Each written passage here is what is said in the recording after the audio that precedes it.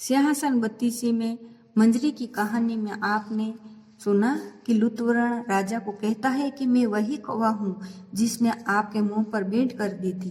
तब राजा कहता है, क्योंकि मुझे गुरूर क्यों नहीं होगा, मैं राजा हूँ, दाता हूँ, सिपाही हूँ, मुझ में वो सब है, तुम में क्या है। तब वह लुत्वर्ण कहता है कि राजा, मैं तुम्हें सारा वृत्तांत सुनाता हूँ, तो आगे की कहानी आप सुनो। तब राजा ने कहा कि हे राजा, लुत्वर्ण ने कहा कि हे राजा सुनो, वहाँ का राजा बाहुबल था और वह तुम्हारे बाप गंधर्व सेन उसका राजा था। राजा को उसकी तरफ से कुछ ऐतराज हुआ, तब उसने उसे वहां से छुड़ा दिया। वह नगरी अम्बावती में आया और उस जगह का राजा हुआ। तो उसका बेटा विक्रम है, तुझे जग में कौन नहीं जानता, पर जब तक बाहुबल तुझे राज तिलक न देगा तब तक तेरा राज्य अचल नहीं होगा। और वह जो खबर पाएगा, जो फौरन दौड़ेगा और तुझे आकर एक गाड़ी में खाक से बराबर कर देगा। तुझे जो राय दूं उसे मान ले और किसी तरह से उस राजा के पास में जा। राजा को मोहब्बत दिखा कर उसके तिलक उससे ले, जिससे अचल राज्य करेगा। विक्रम बड़ा अक्लमंद था, इस बात पर कायम रहा।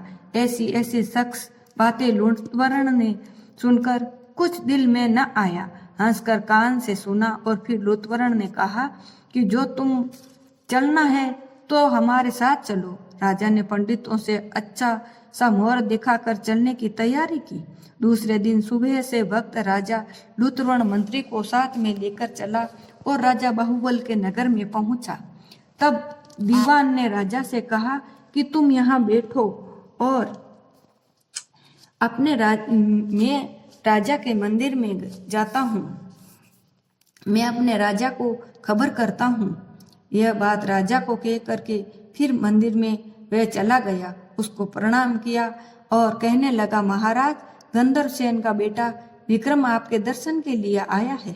यह बात राजा ने सुनकर तुरंत उसको बुलाया और उसने उठकर मिला और बहुत ही आदर भाव किया।